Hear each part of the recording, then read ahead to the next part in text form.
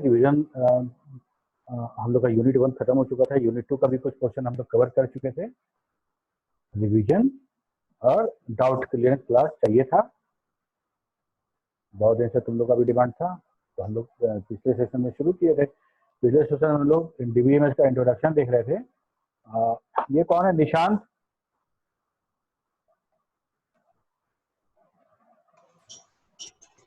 हाँ, video on करके रखो। Video on sir.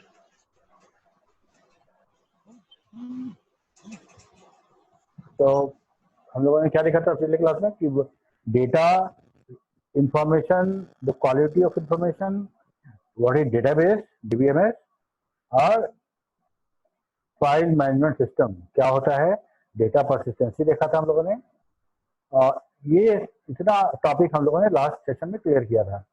इसमें से अगर कोई डाउट हो तुम लोग का तो पूछो, उसके बाद हम लोग आगे बढ़ेंगे।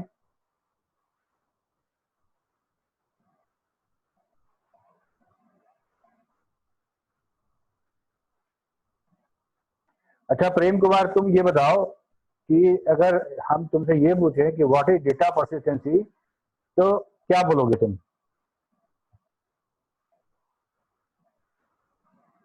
क्या सर?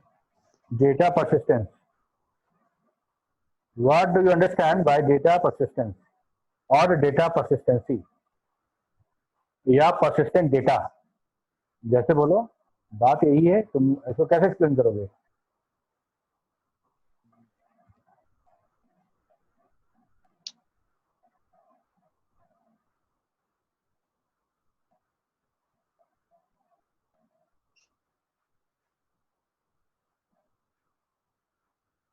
देवाशीष?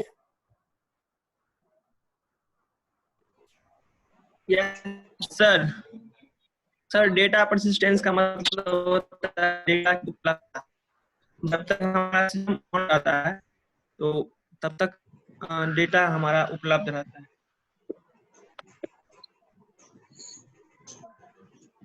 तो आधा आवाज तुम्हारा रह गया उधर ही, आधा आवाज इधर आया। खैर समझ में आ गया तुम क्या बोले, ठीक है। तन्नू तुम बता सकती हो क्या? यस सर फिर सर। से बोले? नहीं सुन लिए। हाँ बताओ। Sir data persistence means availability of data sir, जैसे कि उस परसिस्टेंस अपडेट होना चाहिए। जो भी इंफॉर्मेशन है, अगर आज का जो भी है, जैसे कि न्यूज़पेपर आज का है तो हम आज पढ़ेंगे तो उससे ज्यादा हमको फायदा हो गया, बट वो हम कल पढ़ेंगे तो उससे हमारा कोई मतलब जानेंगे इंफॉर्मेशन कुछ मिलेगा, पर जो राइट वे में नहीं मिलेगा सर। ये वो हमारे लिए नहीं नहीं, देखो डेटा परसिस्टेंस ये नहीं है, ये क्वालिटी ऑफ इंफॉर्मेशन में आता था, ठीक है। ये डेटा परसिस्टेंस नहीं है। डेटा परसिस्टेंस करने का मतलब ये हुआ कि डेटा, अच्छा ये बताओ, सी प्रोग्रामिंग में तुम लोग पढ़ी होगी लोकल वेरिएबल और ग्लोबल वेरिएबल और स्कोप ऑफ द वेरिएबल, ये क्या होता है? कौन बताएगा? मुकेश तुम बताओगे? नो सर, जी सर यहाँ तक नहीं पहुंचे सर, लेकिन डाटा परसिस्टेंट बता सकते हैं सर। नहीं नहीं नहीं, हम सी प्रोग्रामिंग की बात कर रहे हैं, एक प्रोग्राम का बात कर रहे हैं जहां हम लोग प्रोग्राम लिखते हैं, क्योंकि हमारा डेटा भी जो क्रिएट हो रहा है यहाँ पे, हमारा DBMS is a software, that is nothing but a program, ठीक है। तो डेटा परसिस्टेंस को समझने के लिए पहले हमको ये समझना पड़ेगा कि हम जब कोई प्रोग्राम बनाते हैं तो उस प्रोग्राम में जो वेरिएबल यूज करते हैं, उस वेरिएबल को लाइफ कितना देर तक रहता है, वो वेरिएबल सिस्टम में कितने देर के लिए एग्जिस्ट करता है, ये बताओ। अगर ये क्लियर हो जाएगा तो हम डेटा परसिस्टेंस भी समझ जाएंगे। जब तक हमारा सिस्टम ऑन रहता है ना सर, उस समय तक वो वेरिएबल वहाँ पर रहेगा। नहीं और कोई? नहीं सर, प्रोग्राम राइट करते के दौरान जब तक प्रोग्राम एग्जीक्यूट नहीं हो जाता। एकदम सही बोली। अच्छा अब एक सवाल और आता है, तुम लोग सी में पढ़े होंगे, लोकल वेरिएबल और ग्लोबल वेरिएबल, एक्सप्लेन कर सकता है कोई?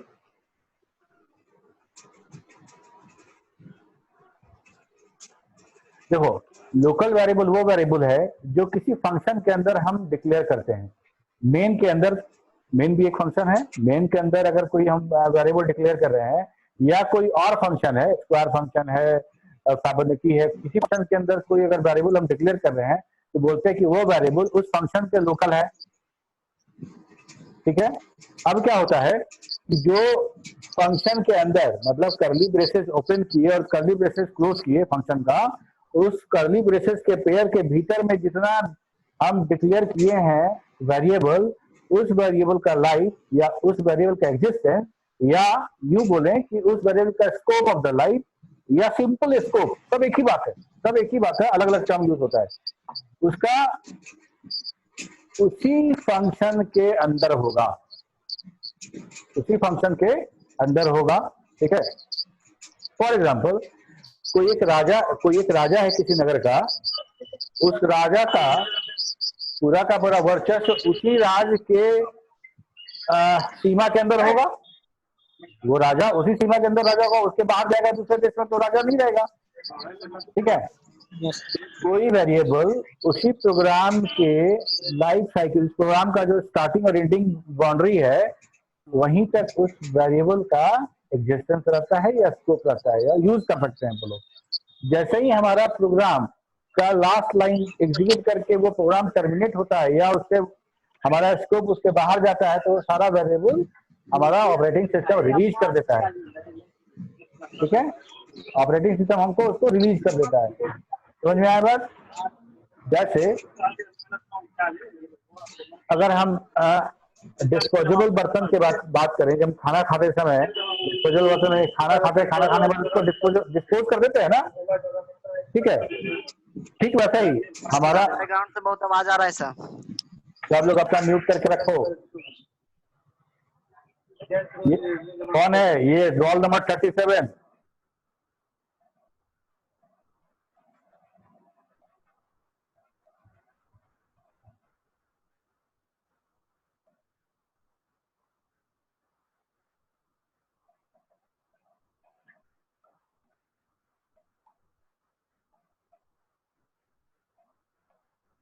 रोल नंबर 37, आप वीडियो ऑन करिए, नहीं तो आपको रिमूव कर देंगे यहाँ से।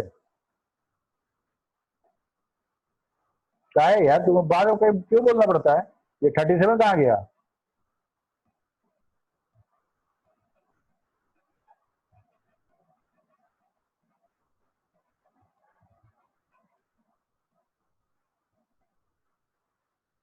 ठीक है,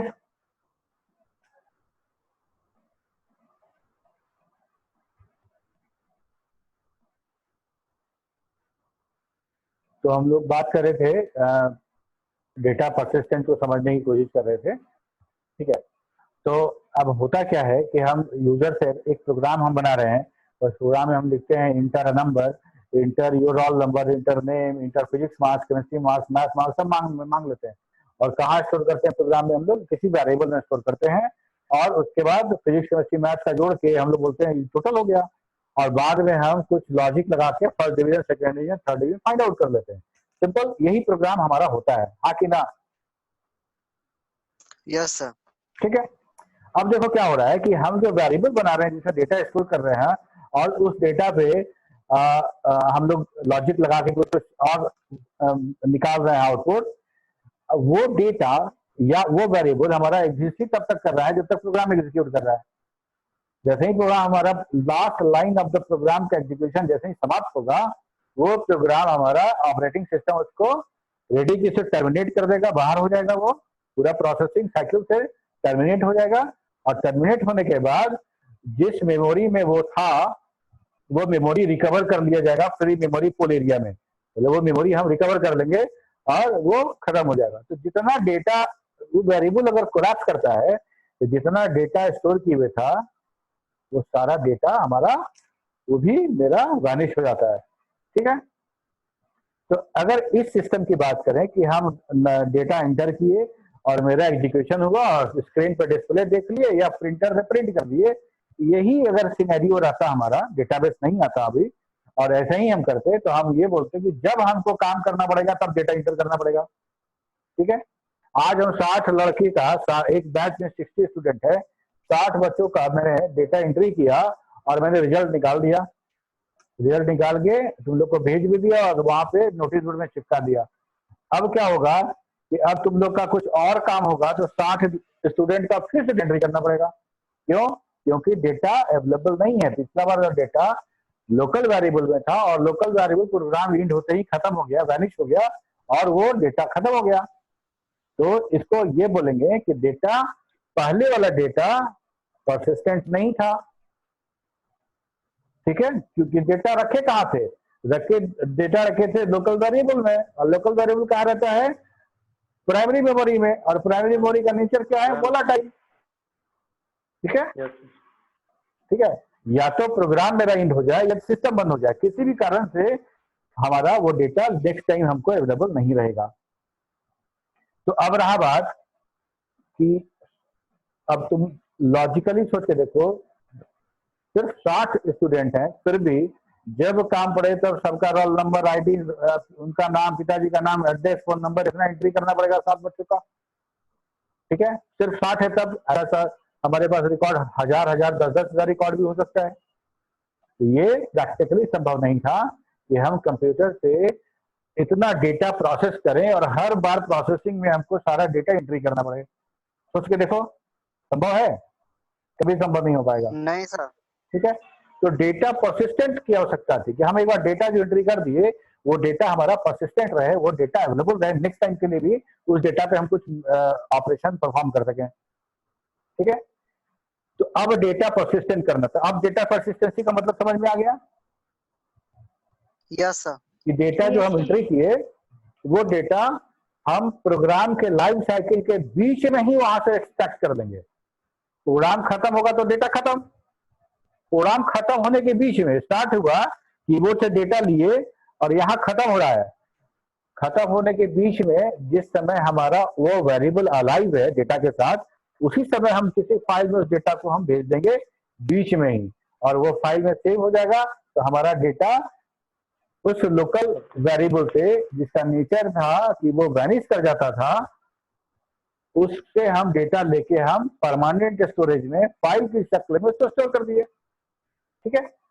फाइल में अगर डेटा चला गया तो वो डेटा हमारा परसिस्टेंट हो गया, डेटा हमारा स्टोर हो गया, परमानेंटली अवेलेबल रहेगा, जब खोलेंगे फाइल तो मिल जाएगा, ठीक है।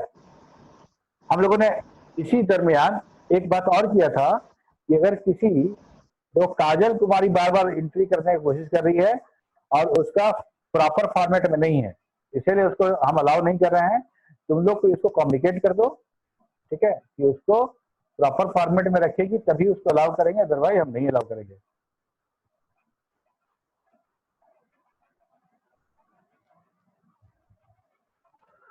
अब डेटाबेस की बात छोड़ दो और कुछ बात करते हैं। जैसे मान लो हम एमएस वर्ड में कुछ टाइप कर रहे हैं, कुछ डॉक्यूमेंट टाइप कर रहे हैं, ठीक है। तो जो हमको स्क्रीन पर दिख रहा है, हम 4 लाइन लिख दिए, 4 लाइन लिखने के बाद वो डेटा हमको दिख रहा है और हम अभी फाइल में सेव एज और सेव नहीं किए हैं, ठीक है, वो सिर्फ दिख रहा है और तभी मेरा लाइन चला गया, कुछ हुआ जिससे मेरा कंप्यूटर बंद हो गया, तो क्या वो 4 लाइन परसिस्टेंट रहेगा?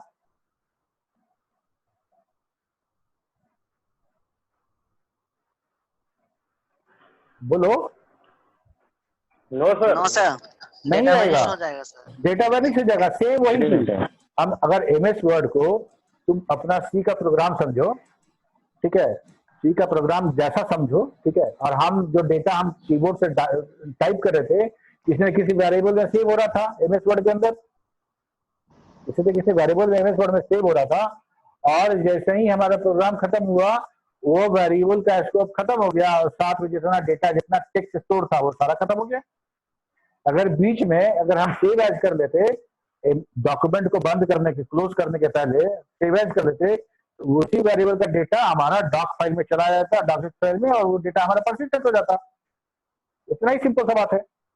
वही काम हम अगर डेटाबेस के माध्यम से करेंगे तो हम डेटा परसिस्टेंसी की बात करेंगे, ठीक है। कोई भी चीज परमानेंट हमको स्टोर चाहिए, परमानेंट स्टोरेज में चाहिए, तो हमको एक फाइल के रूप में वहां सेव करना पड़ेगा। ये है हमारा डेटा परसिस्टेंस, ठीक है। इसको हम लोग समझे थे, समझने के लिए मैंने तुमको दिखाया था एक स्लाइड जिसमें कैटरिंग का और वो बात हुआ था खाने पीने वाला, यस सर। वो कुछ ऐसा था।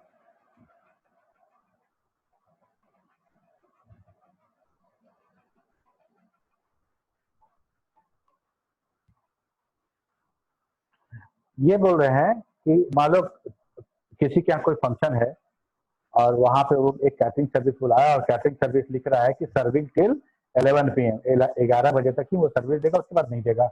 और जिसके यहाँ शादी है, जिसके यहाँ कोई फंक्शन है, वो बिजी है एंटरटेन करने में।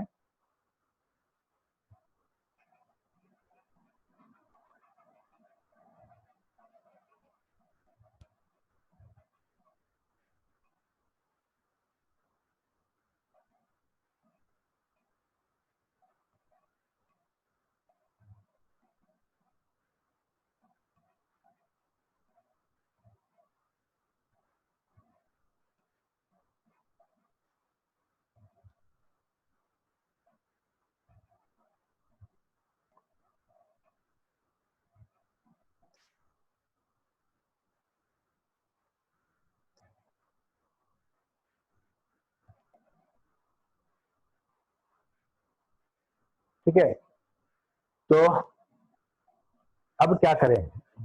कहने का मतलब ये कि खाना जो सर्विंग जो कर रहा है वो 11 बजे के बाद अवेलेबल नहीं रहेगा, और जिसका फंक्शन होगा उसको तो फुर्सत नहीं 11 बजे तक खाने का। अगर दो काम हो सकता है, या तो सब काम छोड़ के 11 बजे खाना खा ले, या फिर 11 बजे का इंतजार करे जब खाना नहीं रहेगा। तो कहने का मतलब ये है कि एक टाइम है 11 बजे, इसके बाद वो खाना अवेलेबल नहीं रहेगा, परसिस्टेंट नहीं रहेगा वो खाना। ठीक है, तो इसका उपाय ये था कि हम किसी माध्यम से, किसी के थ्रू या खुद भी 11 बजे के पहले, मतलब जो लाइफ टाइम है इसका, उसी बीच में हम खाना प्लेट में लेके अंदर रूम में, कमरे में कहीं रख दें उसको। जो जो फूड है, जो डिनर है, वो 11 बजे के बाद अवेलेबल रहेगा मेरे पास। That will be persistent after 11 PM। तो यही हम करते हैं डेटाबेस में डेटा परसिस्टेंस के साथ, कि हम क्या करते हैं कि हम वो डेटा उस प्रोग्राम के लाइफ टाइम के अंदर ही वो हम फाइल में ट्रांसफर कर देते हैं और वो हमारा सेव हो जाता है। ठीक है, ये हमारा डेटा था और उसको हम लोगों ने रिटर्न टू फाइल कर दिया, तो फाइल में सेव हो गया वो हमारा, तो डेटा परसिस्टेंट चला गया। ठीक है, यहाँ तक तो बात हो गई। और इसके बाद हम लोग बात कर रहे थे DBMS, database management system. Database management system क्या है? एक सॉफ्टवेयर है जो डेटाबेस को मैनेज करता है। मैनेज करने का क्या मतलब है कि डेटा को, डेटाबेस क्रिएट करना, उसमें डेटा स्टोर करना, डेटा वहां से क्यूरी करें तो उसको रिट्रीव करके देना, उस पर मॉडिफिकेशन करना, डिलीशन करना, इस तरह के जितने काम है डेटा से रिलेटेड, वो सारा का सारा वो हमको अलाउ करता है, वो डेटाबेस मैनेजमेंट सिस्टम है। ठीक है, बहुत सारा रेडीमेड जनरल पर्पस डेटाबेस है हमारे पास। नाम भी सुने, ओरेकल तो तुम लोग किए भी हो, ओरेकल में ओरेकल है, एसक्यूएल सर्वर है, माइस्क्यूएल है, DB2 है, और भी है इसके अलावा। ठीक है, अब यहाँ बात ये है कि हम लोग जब डेटाबेस सिस्टम नहीं था हमारे पास, तब हम कैसे यूज करते थे डेटाबेस? क्योंकि डेटा परसिस्टेंसी तो वहां भी चाहिए था, क्योंकि हमको तुम लोग पढ़े होंगे कि जब सी आया था, सी हम, क्योंकि सी जो आया था वो सिस्टम सॉफ्टवेयर के लिए आया था, लेकिन इतना अच्छा था, इतना पावरफुल था कि बिजनेस सॉफ्टवेयर के लिए भी सी का बहुत जबरदस्त इस्तेमाल शुरू हो गया। ठीक है, ये सी बिजनेस एप्लीकेशन के लिए भी बहुत यूजफुल था और बहुत काम होता था। तो जब हम सी में बात करें या किसी हाई लेवल में बात करें, तो कोई एप्लीकेशन हम बनाएं और बोले डेटाबेस नहीं है, तो कैसे होगा बताओ? ऐसा कभी हो सकता है कि किसी कोई सॉल्यूशन, किसी ऑर्गेनाइजेशन में कोई सॉल्यूशन हो और बिना डेटाबेस के हो? ऐसा तो हो ही नहीं सकता है। ऐसा तो वही हो सकता है ना कि inter X inter Y, X plus Y print कर दें, एक्स माइनस वाई प्रिंट कर दें, और एक्स वाई का स्क्वायर प्रिंट कर दें, ही हो सकता है। किसी ऑर्गेनाइजेशन का कोई सोल्यूशन कुछ हम दें तो डेटाबेस चाहिए हमको, और DBMS सॉफ्टवेयर नहीं आया था उस समय, या आया भी होगा अर्ली स्टेज में तो बहुत कॉस्टली होगा। ठीक है, अब हुआ क्या कि डेटाबेस वाला, डेटा परसिस्टेंसी वाला काम हाई लेवल लैंग्वेज के द्वारा वो सॉल्व किया जा।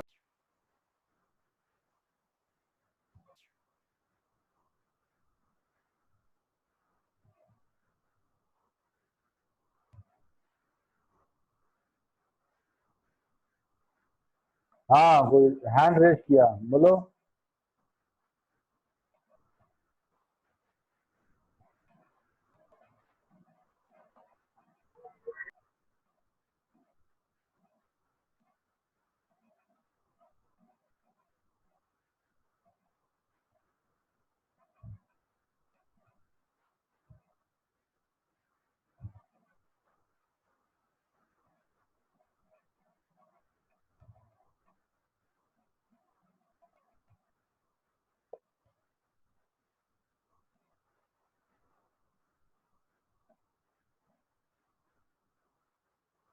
तो जब हम सी में काम कर रहे थे और हमको प्रोजेक्ट बनाना था और डेटाबेस नहीं था, तो हम लोग को डेटाबेस का काम एक प्रोग्रामिंग लैंग्वेज जो हाई लेवल था, फॉर एग्जांपल सी लेके चलते हैं हम लोग, तो सी के फाइल इनपुट आउटपुट के थ्रू उनको वो डेटा पूरा का पूरा मैनेज करना था, फाइल सिस्टम में, फाइल में रखना था। तो उसको उस समय के हिसाब से डेटाबेस मान सकते हैं, जिस समय हम लोग फाइल मैनेजमेंट सिस्टम यूज करते थे। लेकिन उसको हम लोग पढ़ते हैं फाइल मैनेजमेंट सिस्टम के बारे में, क्योंकि वो डेटाबेस था, तो हम समझ रहे हैं डेटाबेस है, लेकिन हम उसको एज ए फाइल ही मैनेज कर रहे हैं, एज ए फाइल ही उस डेटा को मैनेज कर रहे हैं। तो डेटाबेस मैनेजमेंट सिस्टम अभी का है, और वो वाला था, बोलो Anuj Kumar, file management, file management system, correct, ठीक है। तो जैसे कि हम बोलते हैं कि डेटाबेस में क्रिएशन है, अपडेशन है, डिलीशन है, मॉडिफिकेशन है, एवरीथिंग जो था डेटा, वो डेटा का पूरा का ऑपरेशन वो हमको परफॉर्म करना पड़ता था प्रोग्रामिंग के थ्रू, ठीक है। तो इसको हम बोलते हैं फाइल ओरिएंटेड अप्रोच, ठीक है। इसमें क्या होता था, किसी प्रोग्राम में हम लोग देखते हैं क्या कि हमको यूजर इंटरफेस बनाना होता है, जहाँ यूजर्स के साथ हम कम्युनिकेट करते हैं, या तो यूजर से हम बोलेंगे कि inter your name, class, roll number वगैरह वगैरह, या यूजर रोल नंबर लिख के देगा, उसको डिटेल दिखाना हमको, ठीक है। That is the user interface, जहाँ यूजर के साथ कम्युनिकेशन होगा प्रोग्राम का, सॉफ्टवेयर का। उसके बाद जो डेटा आएगा, उस डेटा में कुछ ना कुछ ऑपरेशन हम लगाएंगे, कुछ लॉजिक लगाएंगे, कुछ हम अर्थमेटिक लगाएंगे, कुछ जो परफॉर्म करेंगे, दैट इज अ लॉजिक, ठीक है। उसको एज ए टेक्निकल भाषा में हम लोग बिजनेस लॉजिक। और उस बिजनेस लॉजिक के बाद अब उस डेटा को हमको फाइल में सेव करना है, तो हमको उसके अलग से कोड लिखना पड़ेगा, फाइल हैंडलिंग कोड, ठीक है। तो ये हमारा कंप्लीट फाइल मैनेजमेंट सिस्टम का स्ट्रक्चर था, जिसमें user interface, business logic, file handling code और फाइल लिखना हम लोग यूज करते थे। ये पूरे प्रोग्राम में, पूरे सॉफ्टवेयर डेवलपमेंट का 60% टाइम सिर्फ फाइल हैंडलिंग कोड में लगता था, ठीक है। मोर देन 50, कहीं कहीं मोर देन 50 लिखा हुआ है, कहीं कहीं 60% लिखा हुआ है। तो हम लोग मान के चले 50 to 60% जो एफर्ट होता था, जो टाइम होता था, जो मेहनत होता था, वो हमारा फाइल हैंडलिंग कोड पे लगता था, ठीक है। आगे आओ, ये जो डेटाबेस है, जो हम फाइल मैनेजमेंट सिस्टम, ये वाला जो आगे यहाँ तुमको डेटा दिखाए थे, यहाँ पे ये वाला है ना, अतुल, विनायक, अभिषेक और अंकिता, ये जो डेटा था, इसको हम अगर फाइल परसिस्टेंस में अगर हम डेटा बनाते हैं, तो स्टूडेंट टाइप का ऐसा स्टूडेंट डॉट डैट नाम का फाइल रखे, उसमें डेटा हम सेव कर दिए, और बाद में उसी को हम नोटपैड में खोले तो हमको ये डेटा दिखा, वो सारा डेटा हम यहाँ सेव कर लिए। क्योंकि ये बाइनरी फॉर्मेट में है, इसलिए बहुत सारा इसमें जो डेटा ऐसा होगा जो तुमको रिलेवेंट नहीं लगेगा, तो डिफरेंट लगेगा, ठीक है। तो हम ये कहेंगे कि डेटा हमारा वेरिएबल से निकल के आके यहाँ पे परसिस्टेंट हो गया, सेव हो गया। अब रहा बात कि फाइल मैनेजमेंट सिस्टम तो था, लेकिन हम डेटाबेस आज के डेट में हम फाइल मैनेजमेंट सिस्टम नहीं यूज करके हम डीबीएमएस यूज करते हैं। क्यों यूज करते हैं? इसलिए यूज करते हैं कि हमारे फाइल मैनेजमेंट सिस्टम में बहुत सारा डिसएडवांटेज था, बहुत सारा डिसएडवांटेज था। डिसएडवांटेज दो तरफ से था, एक तो डेवलपमेंट, मतलब अगर मैं डेवलप कर रहा हूँ तो मेरे लिए क्या क्या डिसएडवांटेज है, तुम अगर इस्तेमाल कर रहे हो, एंड यूजर तुम्हारे लिए बन रहा है, तो वहां पे तुमको क्या दिक्कत होने वाला है, ठीक है। तो दोनों तरफ डिसएडवांटेज था। तो डिसएडवांटेज ज्यादा अच्छे समझ में आया, इसलिए मैंने दो भाग में बांट दिया है। एक डेवलपमेंट डिसएडवांटेज, डेवलपर साइड में क्या डिसएडवांटेज था, सिंपल है, हर टर्म को अलग से एक्सप्लेन करने की आवश्यकता मेरे समझ से नहीं होनी चाहिए, क्योंकि हम लोग इस पे ऑलरेडी बात कर चुके हैं। ये हमारा रिवीजन क्लास है। अगर तुम लोग को किसी में दिक्कत हो तो तुम लोग खुद से पूछ लेना। एनालिसिस एग्जॉस्टिव होता था, बहुत ज्यादा कोडिंग करना पड़ता था, और क्योंकि फाइल इनपुट आउटपुट का बात था तो टेस्टिंग बहुत होता था उसमें, ठीक है। टेस्टिंग क्योंकि डेटाबेस का बात है, थोड़ा सा इधर उधर डेटा होगा तो पूरा का पूरा सॉफ्टवेयर हमारा बैठ जाएगा, पूरा का पूरा सॉफ्टवेयर हमारा क्रैश कर जाएगा, इसलिए टेस्टिंग बहुत होता था। और जितना टाइम, जितना एफर्ट, जितने लोग, उतना एक्सपेंसिव, ठीक है। रिस्की इसलिए भी था कि कितना भी तुम काम करो, क्योंकि डेटा रिडंडेंसी हम अलाउ करते थे तो रिस्की भी हो जाता था, ठीक है, इसमें से कोई टॉपिक अगर कोई एक पॉइंट हो जो अगर तुमको थोड़ा सा एक्सप्लेनेशन चाहिए हो तो बोलो, या फिर आगे बढ़े हम लोग। आगे ऑलरेडी बढ़ते वाला बता चुके हैं। आगे बढ़ते हैं। अब देखो ऑपरेशनल डिसएडवांटेज क्या था। ऑपरेशनल डिसएडवांटेज में चूंकि प्रोग्रामर का था बात, प्रोग्रामर एक चूंकि हम जो डेटा इनपुट करा रहे हैं यूजर से, हमको पता है कि किस किस फाइल में रख रहे हैं, और हमको रिडंडेंसी बहुत ज्यादा रिमूव करने की का वहां पे फैसिलिटी नहीं था। कुछ भी करते थे तो हमको कोड लिखना पड़ता था वहां पे, ठीक है। तो हम लोग थोड़ा सा रिडंडेंसी अलाउ कर देते थे, ये जानते हुए कि हम हैंडल कर लेंगे। जब प्रोग्रामर हमको पता है कि कहाँ कहाँ रिडंडेंट डेटा है, हम हैंडल कर लेंगे। तो डेटा रिडंडेंट होता था तो डेटा कंसिस्टेंसी इनकंसिस्टेंसी का चांस हमेशा बना रहता था। डेटा चूंकि अलग अलग फाइल में अलग अलग डेटा होता था, जैसे स्टूडेंट का डेटा अलग है, टीचर का डेटा अलग है, लाइब्रेरी का डेटा अलग है, सब अलग अलग फाइल में डेटा है, तो एक्सेसिंग मुश्किल होता था। और डेटा और प्रोग्राम सब आइसोलेट था, अलग अलग डेटा, अलग अलग उसका प्रोग्राम, सब अलग है, बहुत आइसोलेटेड, वो प्रॉब्लम था। इंटीग्रिटी कहने का मतलब कोई रूल इन्फोर्स नहीं कर पाते थे हम लोग। जैसे अगर मान लो किसी की सैलरी है, तो वो सैलरी हमको पता है कि 1 लाख से ज्यादा कंपनी में नहीं है, और कोई 1 लाख की जगह पे 1 जीरो डाल दिया तो 10 लाख हो गया, गलत डेटा एंट्री हो गया। तो इंटीग्रिटी बहुत मुश्किल था। और मान लो हम डेटाबेस बढ़ गया मेरा और बाद में लगा कि नहीं ये इंटीग्रिटी और चाहिए था, तो अब नया इंटीग्रिटी इन्फोर्स करेंगे तो पहले वाला जो इनपुट डेटा उस पर तो इंटीग्रिटी लगेगा नहीं, ठीक है। उसके बाद था एटॉमिसिटी प्रॉब्लम। एटॉमिसिटी के बारे में हम लोग बहुत डिस्कस किए हैं कि एज ए होल एक ट्रांजेक्शन एज ए होल हमारा या तो एज ए होल पूरा का पूरा एग्जीक्यूट करेगा या तो नहीं करेगा, ठीक है। प्रोसेस और ट्रांजेक्शन, इसमें दोनों में क्या डिफरेंस था कि प्रोसेस हमारा एटॉमिक नहीं होता था। एक प्रोसेस में अगर 10 स्टेप हैं तो 5 स्टेप के बाद अगर हमारा प्रोसेस ब्रेक होता है, क्रैश करता है, तो बाकी 5 स्टेप जो हो चुका है उसको रोल बैक नहीं करेगा, उसको अनडू नहीं करेगा। लेकिन ट्रांजेक्शन में ये था, ट्रांजेक्शन में अगर 10 स्टेप है, 5 स्टेप एग्जीक्यूट कर गया और ट्रांजेक्शन ब्रेक हो गया मेरा, तो वो 5 जो हुआ उसको अनडू करेगा, या बोलो रोल बैक करेगा टेक्निकल भाषा में। हम लोग नेक्स्ट स्क्रीन में ऑटोमेटिसिटी समझेंगे बढ़िया से, ठीक है। Current access anomalies. Current access anomalies का मतलब क्या है कि 2 ट्रांजेक्शन एक साथ आता था। अगर हम फाइल मैनेजमेंट सिस्टम में बात करें और 2 ट्रांजेक्शन एक साथ आ रहा है, तो वहां तो प्रोसेस के रूप में आएगा, पहला प्रोसेस पहले और दूसरा प्रोसेस के बाद में।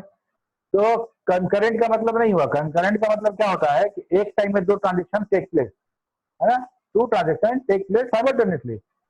लेकिन फाइल मैनेजमेंट सिस्टम में क्या था, हम उसको जब भी करेंगे तो एज ए प्रोसेस करेंगे, रेडी क्यू में एक आगे एक पीछे लगेगा, वैसे ही काम होगा, ठीक है।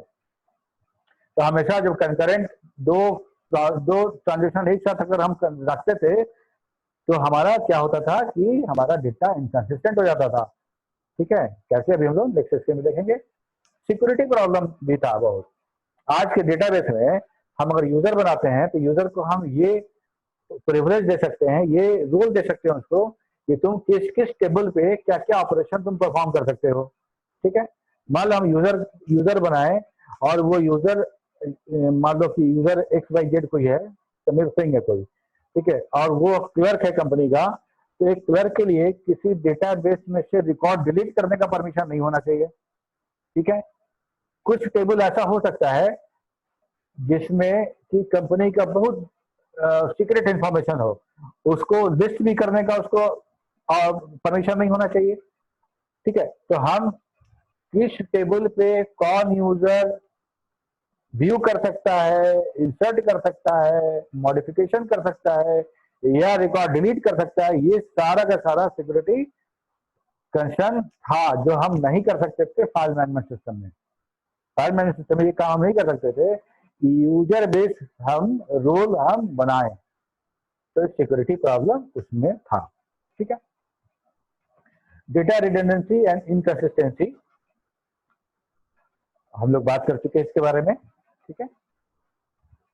तो एक से ज्यादा जगह डेटा रहेगा तो हमको वहां भी हमको मॉडिफिकेशन करना पड़ेगा, और नहीं कर पाएंगे तो एक ही डेटा का अलग अलग कॉपी उसको कन्फ्लिक्ट करेगा। बस यही था हमारा डेटा रिडंडेंसी या इनकंसिस्टेंसी। स्क्रीनशॉट ले लो, पढ़ लेना बाद में, हम लोग बात कर चुके इसके बारे में, ठीक है। यही था हमारा। वैसे जैसे इसका पीडीएफ भी भेज दीजिएगा सर। हाँ भेज देंगे। पेशेंट रजिस्ट्रेशन है, ट्रीटमेंट हिस्ट्री है और ऑपरेशन थिएटर है। कोई एक पेशेंट है जिसका 3 जगह डेटा एंट्री हो रहा है अगर, और बाद में उसका एड्रेस चेंज होता है तो 3 जगह एड्रेस चेंज करना पड़ेगा या 2 जगह एड्रेस चेंज करना पड़ेगा। नहीं तो क्या होगा, एक जगह चेंज हुआ और एक जगह नहीं हुआ तो क्या होगा, बाद में इसका एक डेटा, एक टेबल बताएगा कि राजनगर में रहता है और दूसरा टेबल बताएगा कि ये बोरिंग रोड में रहता है, तो कंफ्लिक्टिंग इंफॉर्मेशन रहेगा उसमें। तो हम लोग बोलेंगे कि डेटाबेस हमारा इनकंसिस्टेंट है, ठीक है। इसलिए हम लोग रिडंडेंट डेटा अवॉइड करते हैं, ताकि एक ही जगह रहेगा तो एक जगह हम उसको मैनेज करते रहेंगे। डिफिकल्ट एक्सेसिंग में क्या होता था कि अगर मान लो कि in file management system the way the access database written in the program code, so it is fixed to individual. अब देखो एक प्रोग्राम है, प्रोग्राम में कुछ मेनूज दिया हुआ है और कुछ बटन दिया हुआ है। वो बटन क्लिक करेंगे तो ये डेटा दिखाएगा और ये बटन क्लिक करेंगे तो ये डेटा दिखाएगा, वो ऑलरेडी फिक्स्ड है, ठीक है। अब क्या है कि एक एग्जांपल के तौर पे हम देखें कि बैंक मैनेजमेंट सॉफ्टवेयर बनाया हुआ है इसी तरह से फाइल मैनेजमेंट सिस्टम पे, और हम मिनिमम बैलेंस जो अकाउंट खोलने के लिए था या फिर फाइन लगने के लिए 500 रुपए था, बाद में बढ़ के 1000 रुपये हो जाता है। और वहां पे एक मेनू दिया हुआ है कि view list all the customer who have less minimum balance. तो वहां जैसे ही क्लिक किए तो 500 रुपये वाला हमको दिखा दिया। अब वो मिनिमम बैलेंस बढ़ के कुछ दिन के बाद आरबीआई का कुछ नॉर्म्स आया, वो बढ़ के 1000 रुपया हो गया। लेकिन वो जो सॉफ्टवेयर डिलीवर्ड किया हुआ है वो तो 500 पे काम कर रहा है, वो तो 1000 रुपये काम कर नहीं रहा है, ठीक है। तो अब वो डेटा एक्सेस करने के लिए फिर प्रोग्रामर को बोलना पड़ेगा, प्रोग्रामर फिर प्रोग्राम में मॉडिफिकेशन करेगा और तब जाके वो मेरा काम करेगा, ठीक है। तो डेटा एक्सेस वही हो सकता था जिसका प्रबंध पहले से प्रोग्रामर करके रखा है, ठीक है। अभी हम लोग क्या करते हैं, अभी हम लोग एसक्यूएल कमांड लिखते हैं, क्यूरी लिख देते हैं और हमको डेटा मिल जाता है, ठीक है।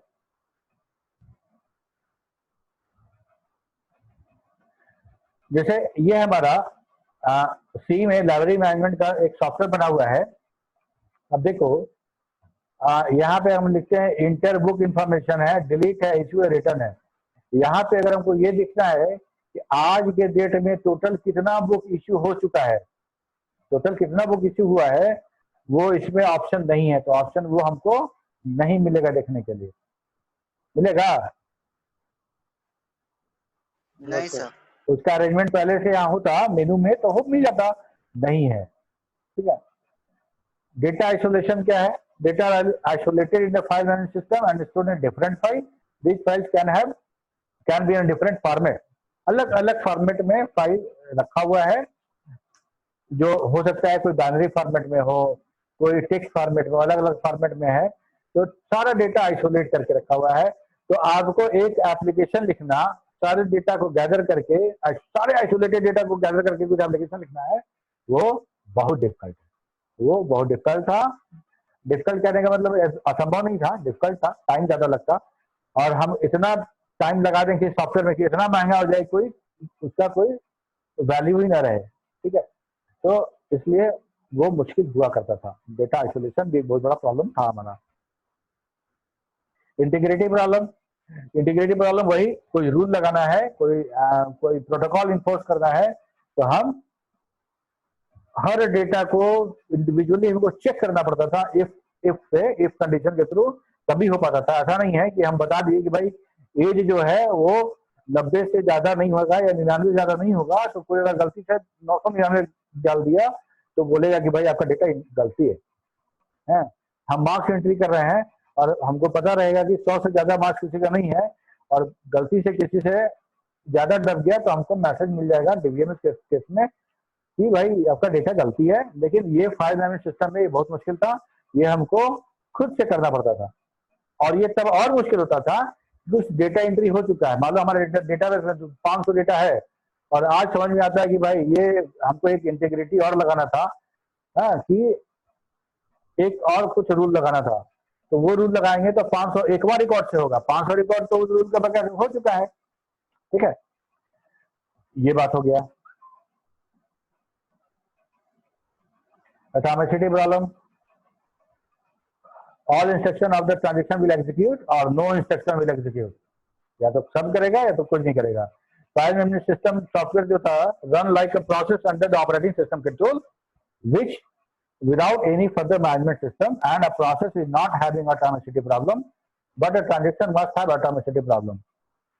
Due to atomicity property, a failed transaction is rolled back to previous consistent state, या इसी को बोलते हैं कि अनडू कर लेना है ना, जो हो गया तो उसको बैक कर लेना। अब 1 मिनट बाकी है, समझ लो, ये हमारा एक अकाउंट है जिसमें से हम बी को 1000 रुपया हम भेज रहे हैं। ठीक है, 1 2 3 4 5 6 स्टेटमेंट है इसमें। रीड अकाउंट ए पढ़े तो ए में 5000 था, 1000 माइनस कर दिए 4000 हो गया, और उसमें 4000 अपडेट कर दिए का बैलेंस। अब बी को पढ़े 4000 था, बी में 1000 जोड़ के 5000 कर दिए, बी का अपडेट कर दिए तो हो गया। लेकिन अगर मान लो राइट बैलेंस अपडेटेड 4000, इसके बाद यहाँ रीड अकाउंट भी यहाँ के यहीं पे था ट्रांजेक्शन, तब तक मेरा ट्रांजेक्शन फेल हो गया, तो क्या होगा कि बी से तो ए से तो 1000 रुपया निकल गया लेकिन बी में गया नहीं, तो हमारा ये ट्रांजेक्शन हमेशा इनकंसिस्टेंट हो जाता था फाइल मैनेजमेंट सिस्टम के हिसाब से। उसमें ये हम